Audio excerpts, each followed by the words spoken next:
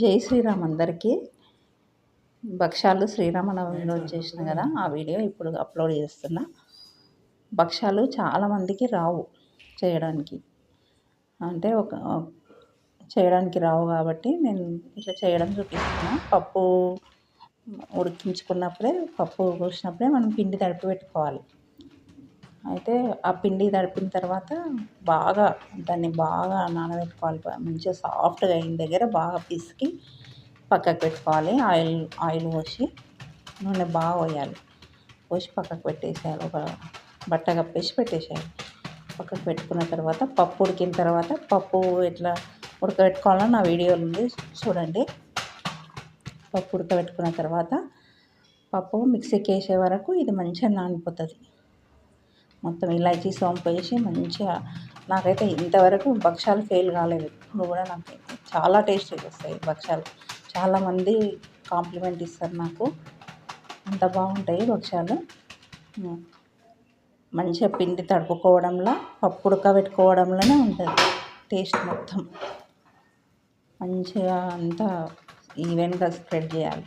భక్షం కొట్టడంలో కూడా మనం పూర్ణం అంతా పిండిలో కూర్చి, పిండి పెట్టుకోవడంలో కూడా పిండి మధ్యలో పూర్ణం పెట్టి ఈ పెద్ద వేలుతో ఇట్లా ఇట్లా అనుకోవాలన్నమాట. అంతా ఒక దగ్గరికి వచ్చేస్తుంది. పిండి బాగా విసుకాలి. పిండి విసకడంలో పర్ఫెక్ట్గా విసకాలి. పిండి మంచిగా వస్తాయి అన్నమాట భక్షాలు. వెనకటికైతే మా నాయనమ్మ వాళ్ళు ఇంకా రోకలతో దంచేవాళ్ళంట పిండిని. ఎంత దంచితే అంత టేస్ట్, అంత రుచి, అంత బాగా వచ్చేది వంట. మా నాయనమ్మ ఇంకా బాగా చేస్తుండే. అట్లా నాకు అలవాటు అయిపోయింది. పూర్ణం అది పెంకు కాలలేదని ఇది వేస్ట్గా ఎందుకు టైం వేస్ట్ చేయడం అని ఇది పెడుతున్నా ఎక్స్ట్రా. అట్లా పెట్టుకోవాలి. పెద్ద వేలుతోన అట్లా అనాలి అని మొత్తం దగ్గరికి అనేసి ప్యాక్ చేసేసేయాలి. ప్యాక్ చేసి పక్కకు పెట్టేసుకున్నాను నేను.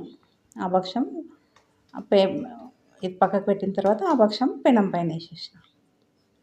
ఆ పేపర్ ఏంటంటే బటర్ పేపర్. అది మనం భక్షం కొట్టుకున్న పేపర్ బటర్ పేపర్. ఏ కవర్ పైన అయినా వస్తుంది, మామూలు పాలిథిన్ కవర్ మీద కూడా వస్తుంది. కాకపోతే ఈ బటర్ పేపర్ మీద ఇట్లా పెనం పైన వేయచ్చని నేను దీనిపైన కొట్టిన. సిగరెట్ పేపర్ మీద కూడా చేస్తారు, సిగరెట్ పేపర్ తెప్పించి చేయొచ్చు. ఏ దానిపైన అయినా వస్తుంది. నార్మల్గా మనం నూనె ప్యాకెట్ పైన కూడా. కానీ చాలా టేస్టీగా వచ్చినాయి నాకు. మీరు చేసుకొని తినండి.